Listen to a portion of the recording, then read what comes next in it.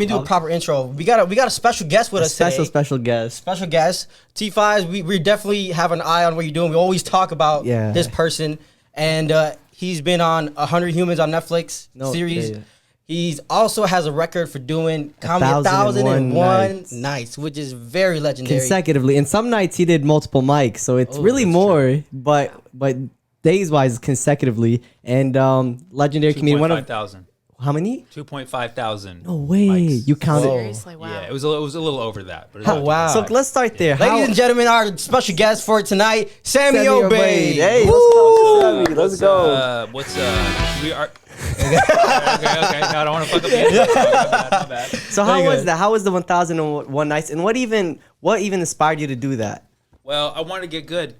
You know, I wanted to get good, and I knew to get good, I would have to do it every day because I wanted to have the feeling that I didn't take a day off, in that like I knew that I was doing as much as I could.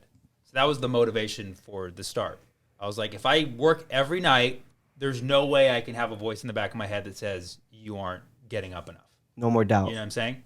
Because if you take a couple nights off, you're like, I took that night off, and like all my homies did that night, and now they're funnier than me. Yeah. You ever take Sunday off, and then you see the homie that did a set last night, and you're like, dude, he's hot. Because you feel rusty when you take. I take 2 days off and I feel like, oh my god, I'm starting back from scratch. Even though the reality is we're still getting better. Like there's increments happening, but you feel it. You feel that. Or when you do go, I wonder what it was like when it was like night number 1,800. How you felt on stage? Were you just did everything move in slow motion? 1,800. I didn't go. No, it was 2,500 sets. Whoa. 1,000 nights. Wow. If I did 2,500 sets, I wouldn't be here, guys. I would be dead or famous.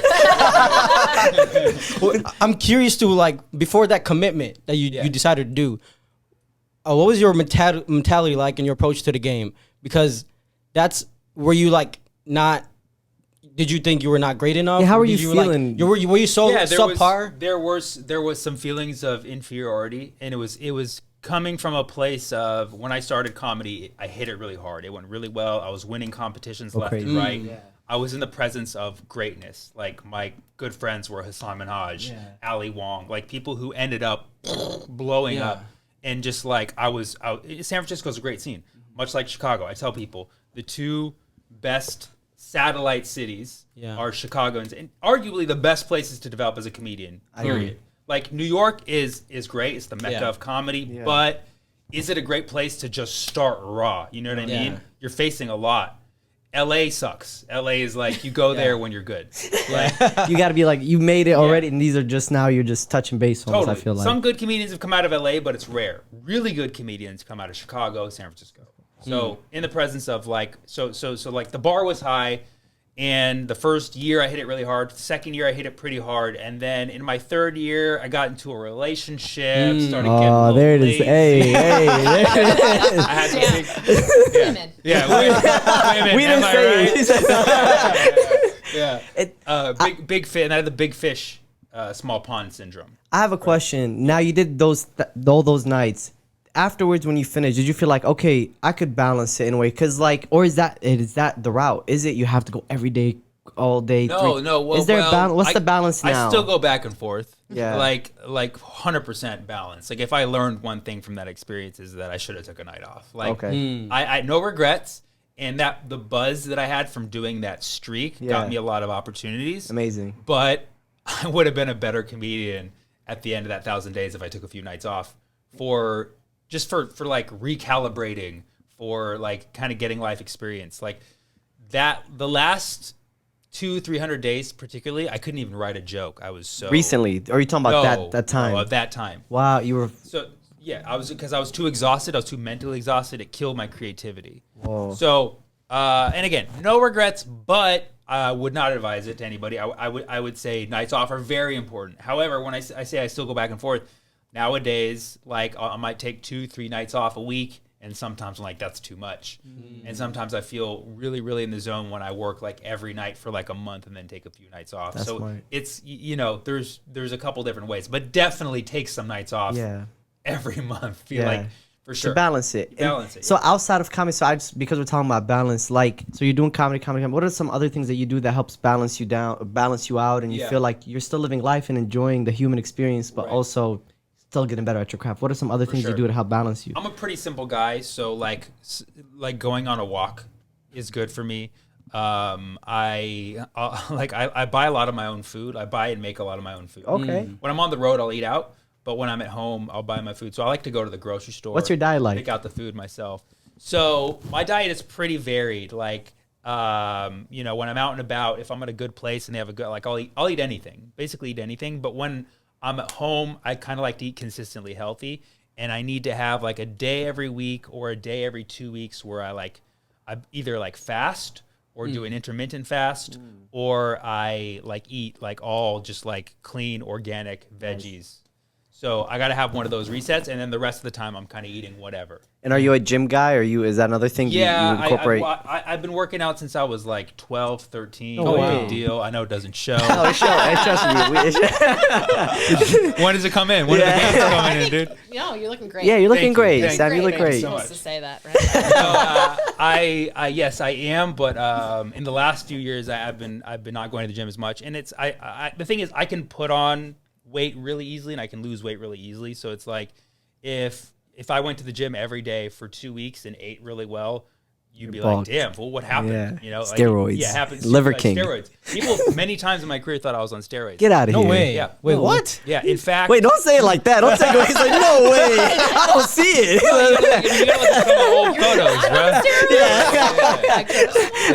But I can see as in you were just so cut and shredded. I was jacked when I went in my third year, actually, before I started 1,000 Days. I was pretty jacked because I was like focusing more on like my appearance. Yeah. And also a point later in my career when I got like a personal trainer after I got some money.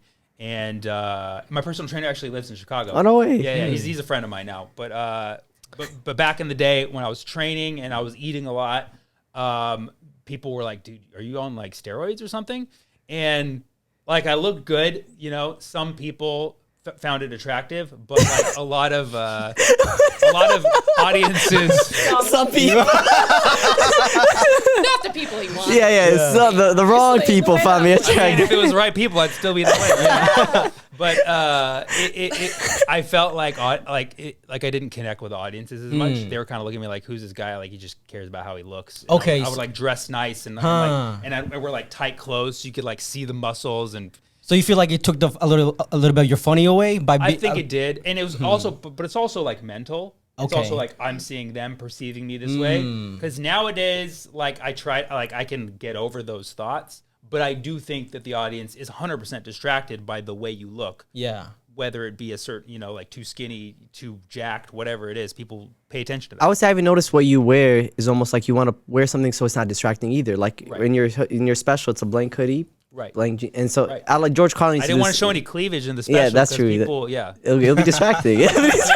And the muscles on top of it is game over. Hollister, you know.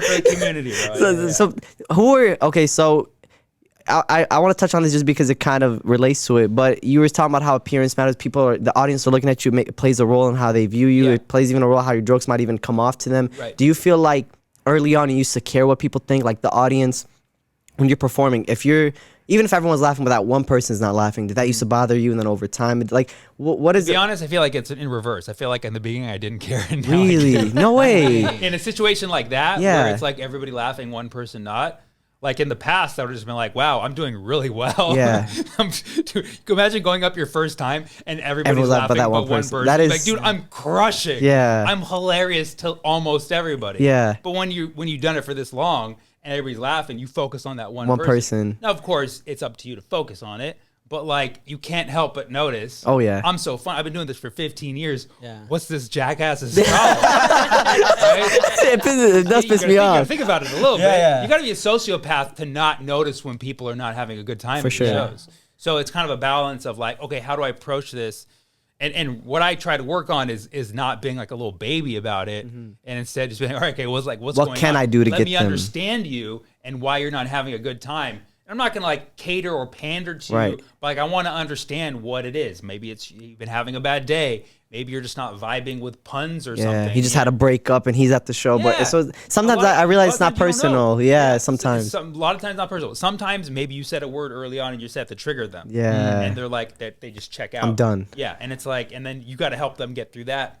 You know, and because like, so right now when you're about to go on stage, what's your full intention? Of course to be funny, that's a fact, but like it's also like, are you going up there like, I'm gonna teach them something, I'm gonna maybe I'm gonna get them a little uncomfortable, you know, like George Carlin would have jokes that just, you know, I think one of the best practices that I don't do, that I keep thinking that I gotta do, is literally before every set you set an intention on like whatever you're feeling in that moment. Like today I just want to like cheer people up. It's been a rough day. The news was rough. Like, let's give people a good time. Yeah. Economy's down. Let's like bring some, like, just choose a specific intention. It can be different for every set. Or, you know, maybe you're single and you're like, dude, tonight I want to get laid, and you know, like I'm just gonna try to like, you know, just set whatever your intention is. Just have an intention. And very likely it will manifest when you really put the intention in.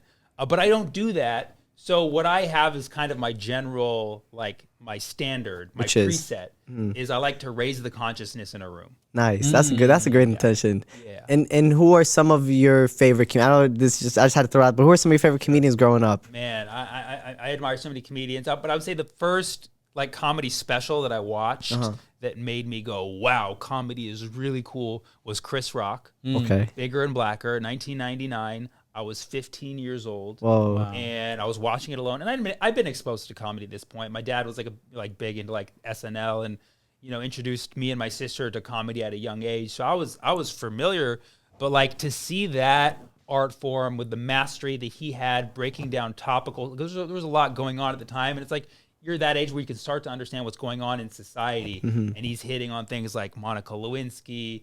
You know what I mean? The war, exactly. And he's hitting on everything. I'm like, wow, like comedy can be used to talk about real shit and make it funny, entertaining, engaging. So when I saw that, I was like, comedy, like I just thought it was like, what's the deal with, you know? Yeah. What's the deal with airplane food? No, it could be more than airplane food. So that was a game changer for me. And then, you know, of course, the Chappelle era, like just watching him, you know, Killing Him Softly, and that whole era of Chappelle Show was like, wow, comedy's like really cool. But yeah, I mean, I've all the greats, man. When you first started, so you said Chris Rock and Dave Chappelle, did you feel like you were, I'm trying to copy this comic and like to build a foundation? Right. Did you, or how did you go about when you first started? Did you try to? Yeah. In fact, I remember when I was like 19, I was taking a shower and I was like I was like writing jokes in my head, and I was like, these aren't for me. Like these like Chris Rock could do these jokes. Okay. I can't do these jokes. Interesting. And because I had his diction in my head, and I was like, I want to be a comedian, but I don't, like, this is not me. Yeah. And I had that feeling for years. And just like, you know, because a lot of comedy, or a lot at the beginning is you kind of emulate something or pull somebody. From everything, yeah. You know, I don't think you could name a comedian who you look at them early in their career 100% and see somebody else in them.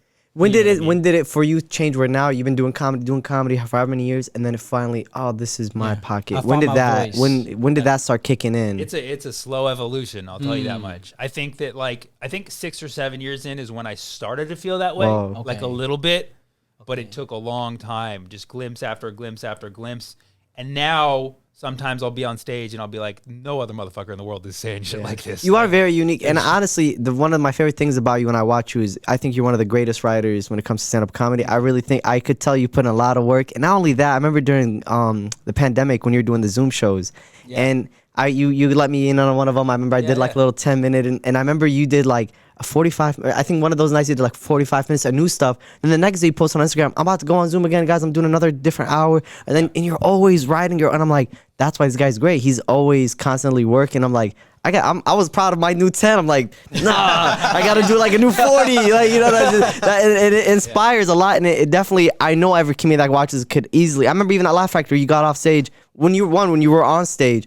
All the comedians, you know, you're talking, and then you know someone's killing up there. And you're like, everyone's just listening and like almost taking notes because you were just killing. A lot of it was the writing. A lot of it was, you know, just you've been doing it for a while. And I just wanted to give you your flowers on that because you really are like super, super dope. And and I know you inspire a lot of people other than me. And I just wanted to tell you that, you know, my pleasure. And was writing. What's your writing process like? I have a lot of different processes, and because I write a lot. Like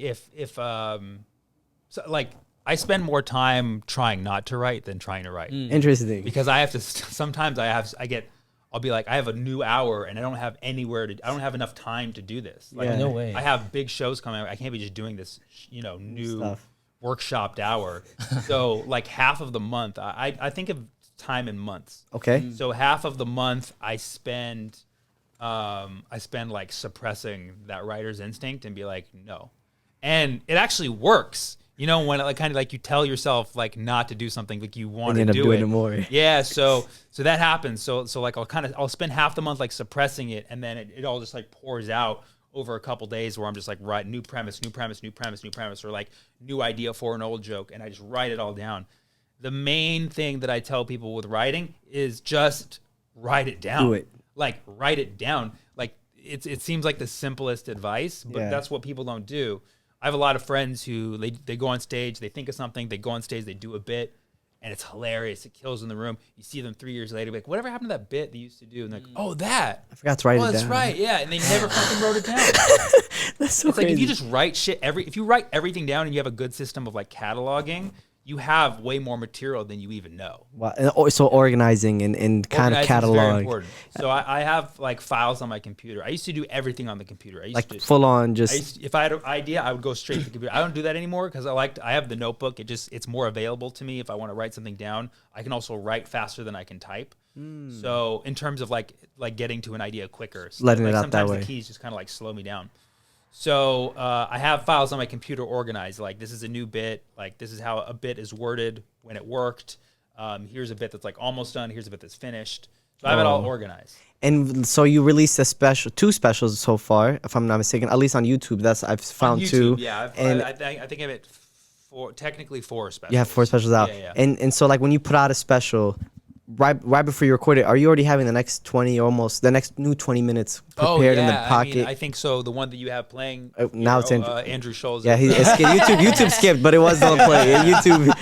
I felt special. No, it skipped. You know. You've been working out. Yeah, this is when he was working out. Yeah. Let me change, man. Shout out Andrew, but we got Sammy in the house, man. Yeah, but no, I mean, when I did the special that you had on Organic, when I did that, I had another hour or 2 in the pocket. Those were just the no way. Those were just the jokes that were finished. And we killed them. Hold on. Yeah. Sorry, I just connected to the TV. and then Martyr in a Safe Space, which I did a year ago. That was just like that was material that I had that had been ready for like some of it was like pre-pandemic stuff that I was like I want to retire this shit. I want to get it out. And then I wrote like another 20 minutes and added it to it. Oh, wow. And I just released it that month. Do you have like as a comedian, do you have like a pet peeve that you see other comedians do? You're like, I hate when they do that. I have so many pet peeves. Not only do I have so many pet peeves, but I would say half of the pet peeves that I have when I probably do them myself. Interesting. Yeah. Okay. Like sometimes when I watch like a comedian be like, "What do you do for a living?" I'm like, "Shut the fuck up." Like, how many times are we gonna ask the same question? And then one day I'm on stage and I'm like, "This guy looks nice glasses. What do you do?" And I'm like, "Fuck." So it's like I'm a hypocrite. Crowd work. You're talking about crowd work. Basically crowd work. I mean, but most crowd work is, what do you do for a living? How long you guys been together? Classic questions. Yeah, I mean, those are what I started to. And you see them all the fucking time. And it's just like, all right, can we just think of some other questions? What are some good? Let's think of good questions right now. What has made me a better question we could ask? January 6th? Yeah, that's a good one. Get specific. I mean, you can use. I mean, and a lot of comedians do this. Obviously, you can use the crowd as a pivot into a joke. Nice. So, you like, let's say like I'm talking about wearing glasses, and I'm like, you wear glasses. How long you been wearing glasses for? And then you get into a conversation about that. You can literally ask them any specific question about the bit that you're about to do. And it works every time. It works, yeah, and it's fun and it's unique. But I mean, that in itself is also a gimmick. You're just using that to springboard into your joke.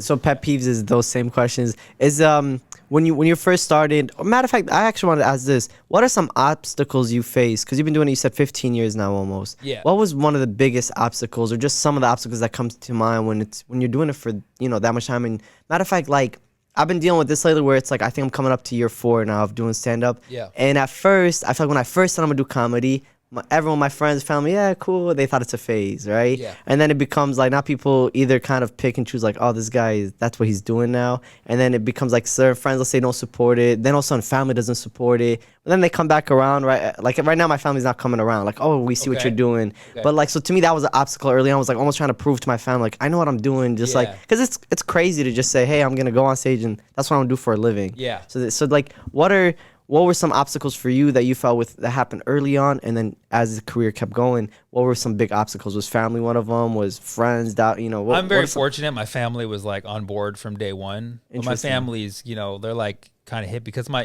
dad's Lebanese, but he was in a band growing up. Oh no way! You know what I mean? And my mom grew up in Texas and was a hippie. Like they're cool. They're cool. Yeah. So I never had that problem of like winning their approval. But I will say, I mean, from my observation, like brown friends, Muslim friends, the trajectory for parents' approval takes about 15 to 20 years.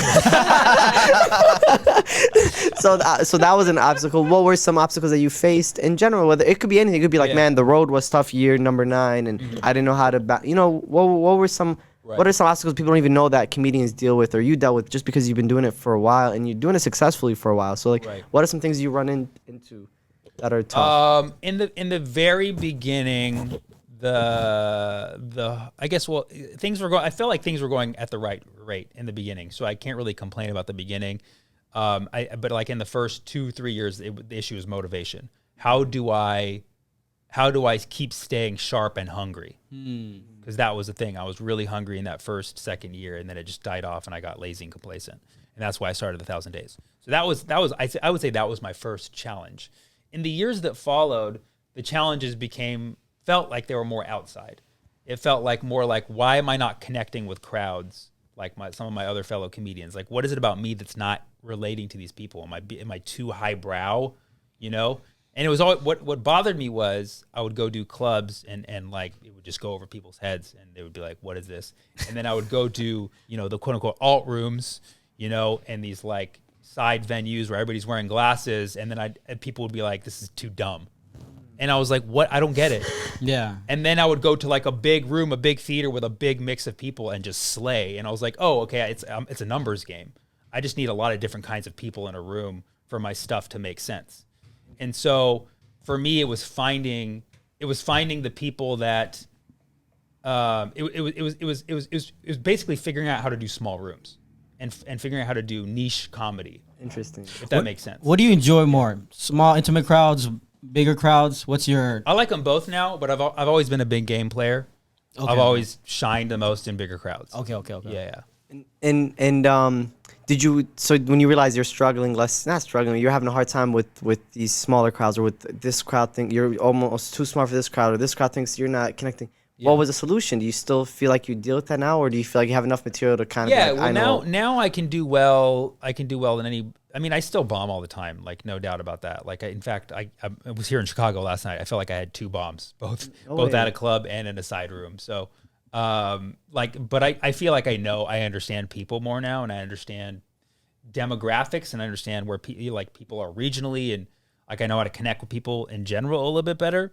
But I still feel like when you got a lot of energy in one room and a lot of different kinds of people, that's where it just plays best. That's crazy. And I also, because I told you, my default preset is raise the consciousness in a room. And when you have a lot of people in one room, there's like this collective intelligence. People become smarter when they're together because somebody gets something, they get the joke. Somebody next to you gets the joke. You register faster, like, oh shit, that's funny. That's the joke. But when there's a small crowd and nobody's like really like paying attention, and this person doesn't get it, it's like the consciousness is down. So when you're around a lot of people and they process it faster, the consciousness is rising up. Absolutely, yeah. I feel like so early on, what you needed to get motivated was, okay, I've been doing it this much amount of time, and the 1,001 nights, that's gonna motivate me. What motivates you now? What's one of your motivations currently? What keeps you going nowadays? Weed, no. Drugs, yeah. Drugs do help. That's it. Yeah. Can't disagree on that. That's a good different strokes for it. It's interesting because I'm just so motivated by the game of creating. Yeah. That's where I'm at right now. I don't think I always felt like this, but because we're in this phase where you can just write something, get a good shot of it within a few weeks and get it up. You can like make a Chris Rock level topical within joke a month. Within a month. Yeah. You can make it within a week. If you really put your mind to it, you can do it tonight. Whoa. And that's and obviously all those factors depend on stage time you have and the equipment you have. And I'm like, as I'm figuring out how to get these things more compact, like, dude, like I'm like, I could make a little special every month. That's that amazing. Like nails every topical thing that happened this month and like just covers like the zeitgeist, how we felt as a society that month, and put it out, and that motivates me. I feel like lately, I mean, you've been doing that lately, and not only that, on social media level, in the past maybe even years, social media game has been like the explosion that's been happening on Instagram. I'm seeing your posts do numbers like millions and millions of likes. How did you view social media early on? Was it like, because some people, let's say there's TikTokers, they'll look at a TikToker and go, oh, this is not a real comedian, or this, they'll look at whatever it is, but people look at different things and kind of shun it because it's social media and it's not real life funny. Right. How do you feel about social media and balancing it out, still being a craft comedian and, Well, I never forget where I came from. I am first and foremost a MySpace comedian. No way. I started in the MySpace era in 2007. So social media and comedy were already integrated when I started. Was that during Dane Cook's time? It was right after Dane Cook had he was running shit. Yeah. Because he popped on MySpace. Yeah. And of course the YouTube era had already started. You had Russell Peters, Angela Johnson, these YouTube sensations. And so we already knew that social media and comedy could work together, but we didn't know it was a little bit of magic, and it wasn't like the whole TV thing was still there. Big deal. And that was like, this is what you want to do, but this can help. Whoa. And now it's the opposite. Now it's changed. Yeah. It's like, this is what you want to do, and the TV stuff can help a little bit. It's cool. I think it's more. It seems like now it's more personal. Like, I want to do Jimmy Fallon, so it's more like a personal goal. But 100%. The average Joe person's like, man, I was just on TikTok and I ran into this my favorite comedian. Totally. So absolutely, it's more symbolic now. So in the beginning, I mean, I already knew the importance of it. However, I was very resistant to it as it became adopted more and more. Yeah. And the reason I was resistant to it was not because I was like, I didn't want to put my stuff out there, because I never had an issue with that. Really, the issue on that front was that I didn't want to put stuff out because I was hoarding it for like a big special. Yeah. Like, I don't want to put something out on YouTube if I'm going to save it for my big HBO special. Yeah. Then I realized that's never, like, they're never going to just give that to you. You have to gain momentum. You have to gain momentum. So that realization was big, and that took a lot of years. But my main resistance to social media was like, why do I want to partake in this game that's keeping people checked out of real life? Yeah. And I still think about that a bit, but I see it differently now. How do you see it now? Social media has become real life. Wow. Like we've chosen to play this game. We've chosen to be in the game and get our endorphins from the interaction and the miracles of the internet that we didn't have as a species. Dozens of years ago. However, it is very important to be checked into real life, and I do that. I spend most of my time, and like end of the day, I turn off my phone and I keep it off for 12 hours. What time is it? Like after 8 or after a certain amount of time? Depends on how much work I'm doing, but like 100% like before bed, it's off, and then I'm not touching it until nice. Depending on how but like on a good day, I'll turn it off at 10, and it won't be turned on until 10. So it's like it's off for 12 hours, completely disconnected, living my life, and then when I go for walks, I don't bring my phone. When sometimes I go out on little outings, I don't bring my phone. So you got to have pockets of time. And I can't tell you what to do. Yeah. I can't control other people's habits.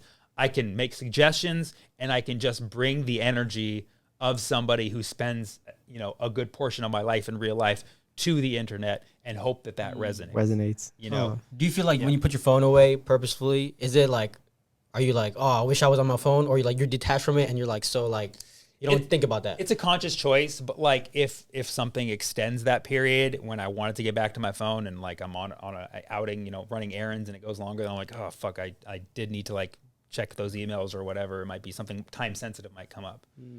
Yeah. We have a little segment prepared for you today. This is our first time doing a segment. We kind of made it for you. So you're a math genius. I could say. Some say that. So we actually have a math problem for you to see if you could solve. Okay. Let's see. Do I need paper for this? Yeah, maybe. I mean, depends. How hard it is. Maybe you look at it and be like, "This is what you guys call hard." We Googled what's the hardest math equation in the world. I'm gonna put the paper down. Yeah. So this is the math problem.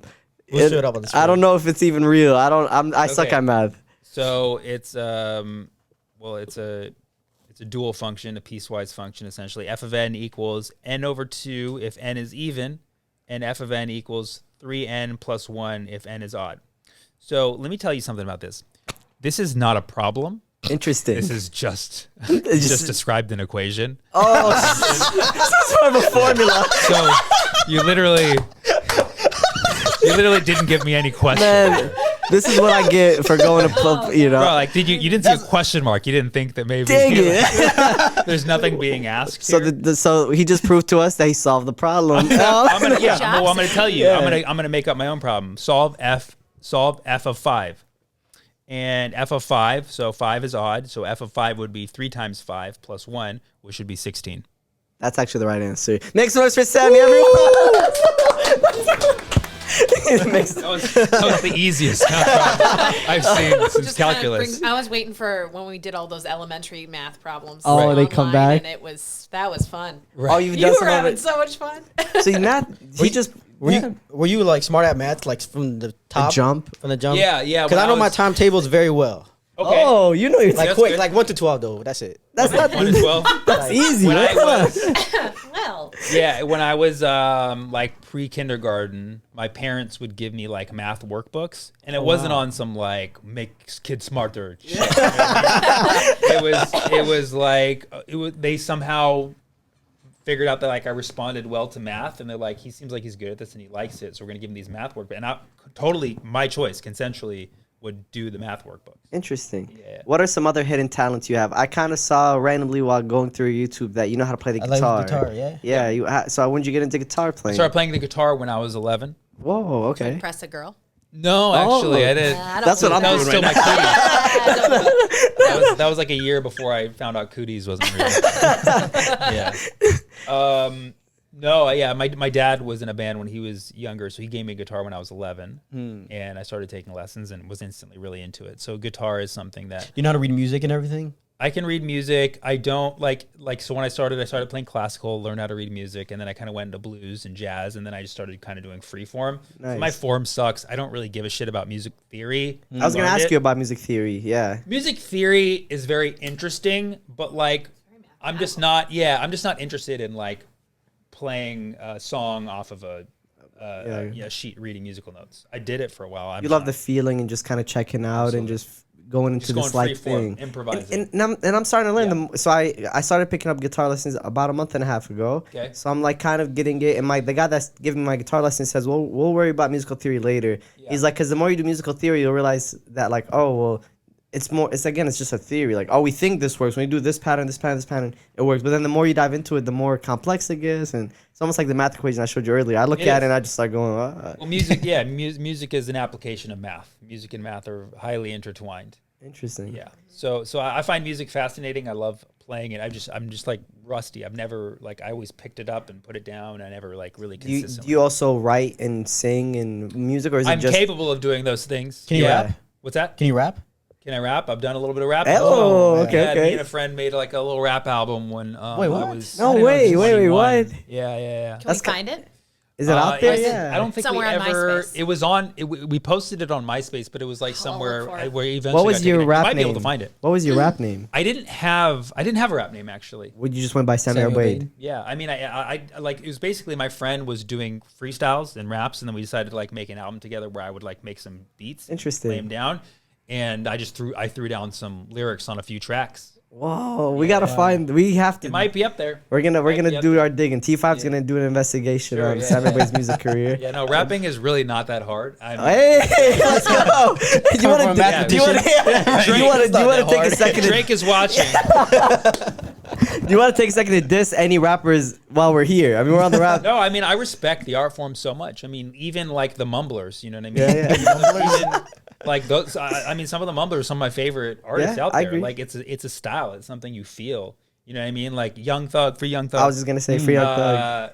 Like Young Thug is so creative, and He really is. And like you can't understand the shit he's saying half the time, but he sings. But you feel it raps, though. You feel it. It's like wow, this is really impressive. And it's crazy to try and put him in jail, man. That's crazy. A lot of people Probably not that crazy when you look at what his lifestyle entails. But yeah, I know. We got to free him. We got to free Palestine. We got to free a lot of people. This is our mission, you know. So Young Thug, I think we could get Young Thug out before we can free Palestine. If we can get Young Thug out, that's a good sign. Yeah. That's interesting. The reason I asked you about music because during COVID is when I got into music. So COVID happened, so there's no more stand up for at least for as long as we know. Right. And all my friends are rappers or singers or producers. And so during the pandemic, the first few months we were waiting it out, then I got bored.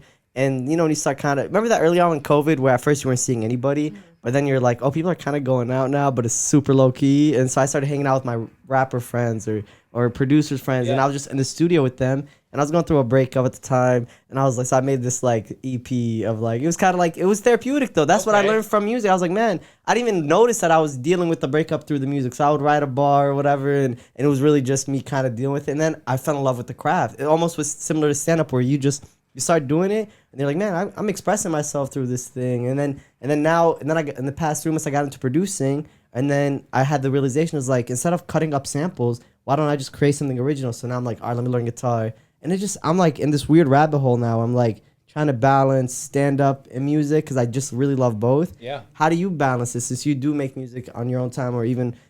I didn't carve out hardly enough time for music. I have a calendar where I try to put my objectives and if I don't hit an objective by a certain time, I move it down the calendar. I'm always moving. I have all these things create a music studio, start playing guitar more and recording guitar videos. And I just keep moving them down and moving them down. But I don't take them off the calendar. It's still there. I keep moving them down and moving them down and moving them down. Really what I need is a music studio.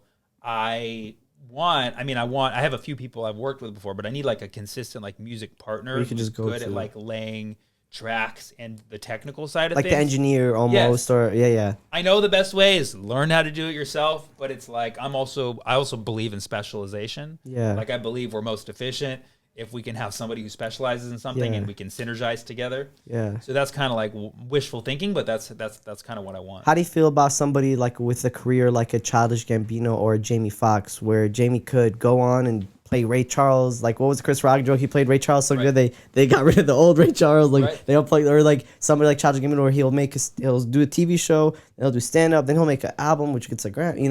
How do you feel about people that are in those careers? Is that something? I total respect. The one thing that I didn't want to do was be a guitar comic.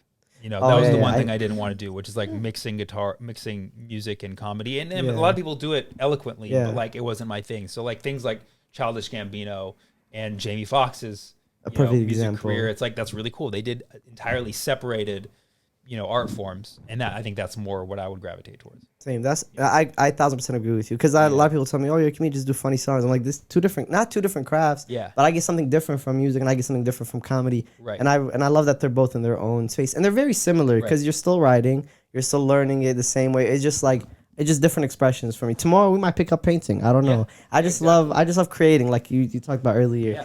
Yeah. What are some advices you have for upcoming comedians?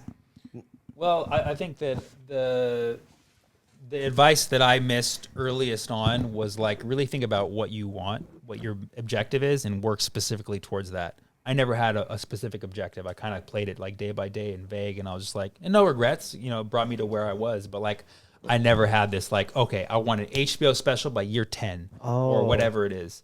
People who set goals tend to reach those goals. Interesting. I didn't have any specific goals. I didn't think about specifically what I wanted. If you want to be a writer, work on being a writer. If you want to be the best stand-up of all time, work on that. I never set any of those goals. But in the moment. Yeah, but I feel if you do set those goals, you probably could achieve them. What are some goals you have since this is a new year? It's been almost, and it hasn't even been a month yet. What are some New Year goals, or just some goals you have for this? Yeah. And I generally don't set my New Year's goals at New Year's. I do it. I set goals every month. Like I tell you, like I live like monthly. month to month. Mike Tyson lives like that, by the way. Does he really? Yeah, he does. He does a 30-day. I'm just saying. That's amazing. Yeah. That's good. I also eat ears. And people thought Mike Tyson did steroids too. You know, so here's the more we're talking to you, Wait a second. Sammy Tyson. That should be the name of this episode. Up, but yeah, so I have thought about like originally I had a goal for 2023, and I decided to kind of like relax it and like put it off till another time.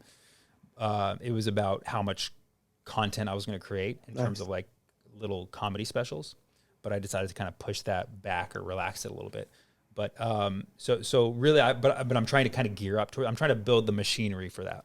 I basically want to build the machinery, which includes my inner machinery in terms of like being able to create and polish. Polish is the hardest thing for me. Yeah. I can bust out a new premise.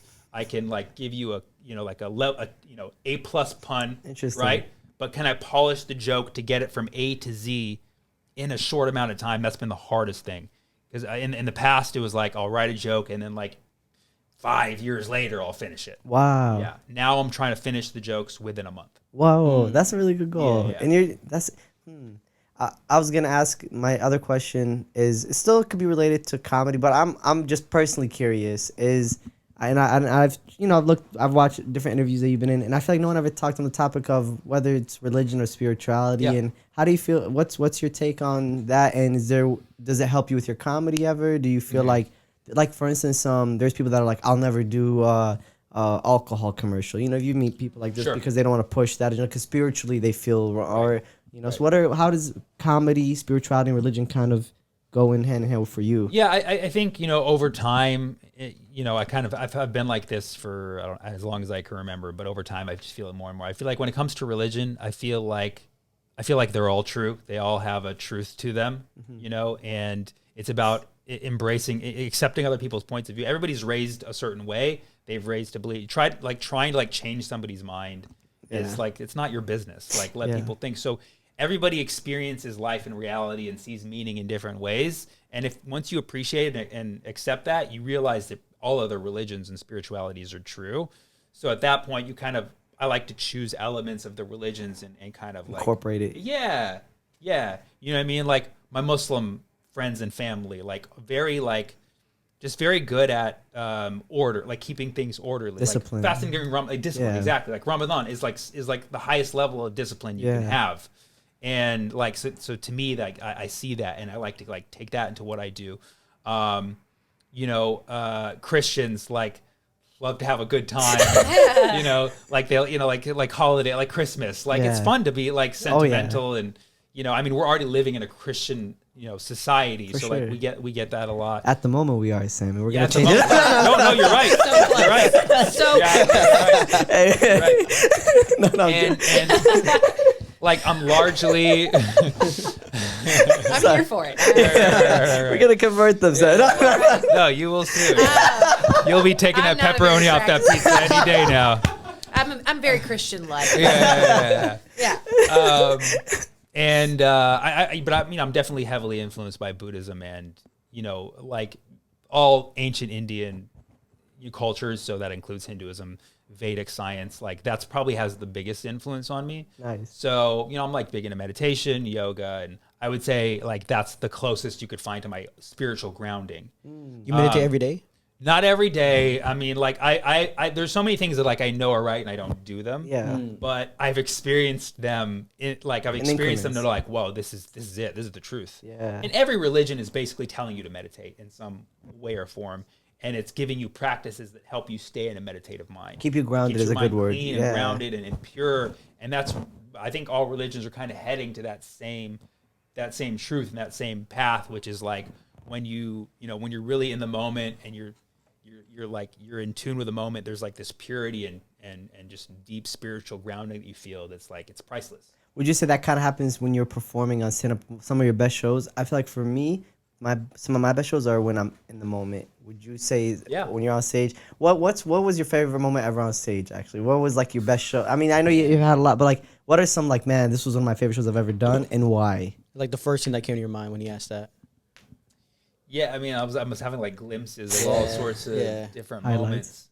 For some reason, like a moment that really sticks out is that this was in 2012, when I was in the middle of my 1,000 days, like literally like day like 495 or something like that.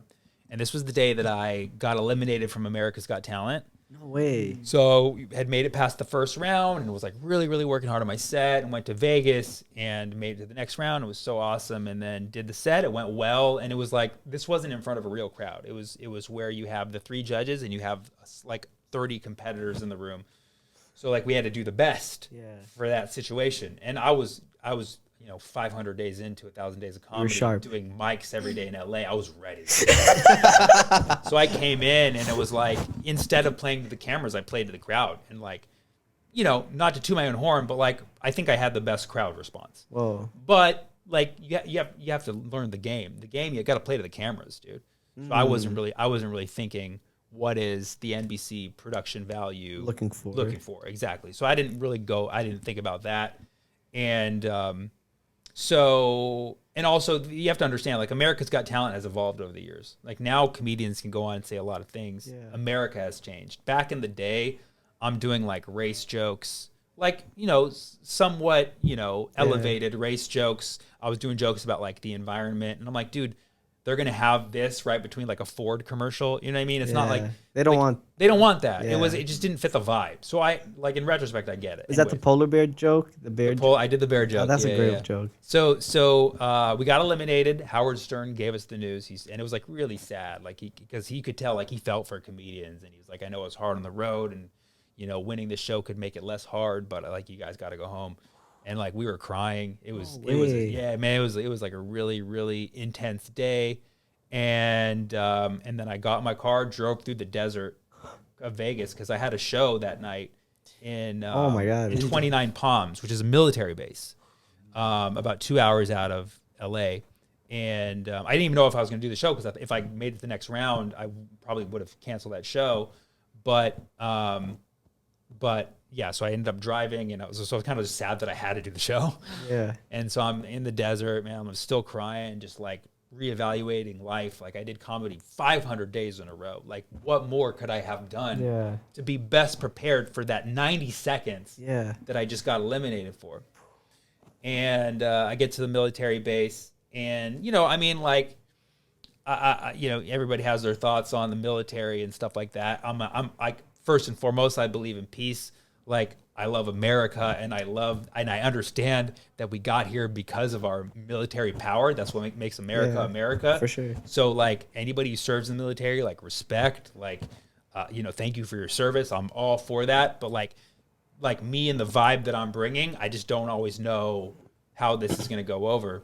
And so I got there, and I sat down and with a guy who was on the base, and he was like telling me about like what they do and stuff. And I was just, we just, shot the shit for like half an hour, and then I went on stage, and like this whole military crowd came out, and I just ripped it, man. Just like all the pain and frustration from losing America's Got Talent, and like that 500 days of just doing shows every night. And I was, 5 years into comedy at this point. Yeah. So all my experience just came through, and I just delivered, gave them all the jokes, the smart jokes, the dirty jokes. Military crowds are some of the best crowds you're going to get, man. They're just there for a good time. And it's like many say, it's like they serve to protect us, to preserve our freedom of speech. Yeah. So they appreciate you saying off the wall shit. And I got a standing O at the end of the show. No way. And I was like, thank you so much. I was like in tears again. I just got back in my car, drove back to LA. Damn, that's one of the most beautiful stories I've heard in a long time. That really is. And it's just so much nuances in it. It's like the America told you don't have any talent, technically, in a sense. Exactly. But then the military's like... people protecting America. We're like, no, you are the guy. Exactly. That's so amazing. So the symbolism was for sure there. Man. Yeah. Wow. And maybe you want to do one more question? You have one other question? We're good on time, or we're not like... Yeah, we're good. I'll say, what's like... what's where you're at right now in your career? What's maybe your most like you've worked hard this whole time, you've done all this, you did America's Got Talent, you did that, so you've told us all these things. How do you feel right now? Where are you at? We're talking about being present. We're talking about how do you feel right now in general? Like, how are you on a career level, on a human level? How have you been? Everything's like, how do you feel about I mean, probably best, to be honest. Yeah, like, I think one of my goals in life in general is to always keep elevating. And it's like, not like in the sense like, oh, I want to like, things are better. And when they don't go better, I'm depressed. But it's like, always feel like you're evolving, both as a person and in your craft. And I feel like I'm at the height of my craft right now. It's never been better in terms of like the level of production. Also the response, like I have a fan base now. Go crazy. And they're like, they want to come to shows. I can fill rooms. I've never been there before. Yeah. It's never happened. And so that, and then like in terms of like me personally, I had a really like rough 2020, early 2021. So, and coming out of that, like everything's just been miraculously beautiful. Yeah. So I just feel like overall in a really good position, and I feel like I'm just continuing to elevate. I feel like next year it's going to be even better. And what do you want your legacy to be when it's all said and done? When you finish your career, not finish, when just what is a legacy you'd like to leave behind? Mm-hmm. What would Sammy Obeid want to leave as his legacy? Yeah, I think about this a lot. And aside from inspiring and uplifting, and like I said, the default that I go to is like raising the consciousness in the room, because that's something that the beautiful thing about society, as fucked up as we are, as sick as you can see things in the news, and what happened? Did humanity used to be better than this? But in a sense, we do keep evolving. Like we solve problems that we used to have, and we come together as a society because we elevate our consciousness. I just want to be another like moment in history that helps. Yeah. And whether it's like showing people that whole milk is 3.14% milk fat, if that's my role, then fuck it. Let's do it. If it's like when in 2021, when like Gaza was being bombed, and like I had that Free Palestine bit, and it was like wildly shared, and a lot of people, like the best response, especially when it comes to that issue, specifically on Palestine, my favorite response, which like makes me realize why I'm doing it, is when people say, I honestly didn't care about Palestine, Israel, what's going on until I saw this, and it made me look into it, and it's pretty fucking crazy, and I'm gonna keep like looking into it, and I'm like interested in it now. That when I get that, I'm like, boom. I'm like, that's what it is, because it's awareness, it's consciousness. When people are aware and conscious of problems, we can fix them. To not fix problems, we just stay ignorant and we stay aware of them. And I don't preach to be righteous. I'm ignorant is the next. You're human. Yeah, exactly. But like when we can do that for each other, that's a beautiful thing. And so at the very base level, that's what I want to do. Man, well, that was a beautiful way to end the podcast. Yeah. We want to thank you for elevating our consciousness, elevating our podcast consciousness. The room. And anything you want to tell the people, Sammy? Before we close it hopefully elevate your viewer base as well. Hey, hopefully. We need that a lot, actually. But thank you. Clap it over, Sammy. Press the button. Clap. Thank you. Thank you. Let me plug my show. Please plug it. Chicago. Please plug it. You got a Chicago fan base? We were out here. February 26th at the Newport Theater. It's almost sold out. No way. It's almost theater. sold out. I performed at the Newport. No way. Yeah. It's a great theater, and we're almost sold out, so we're probably going to add another show. Yes. So if you buy those tickets fast to get that show, and then when we sell that out, we're going to add another show. Perfect. Let's clap it up for Sammy one more time. Sammy. Thank you so much, Mr. Sammy. Bye.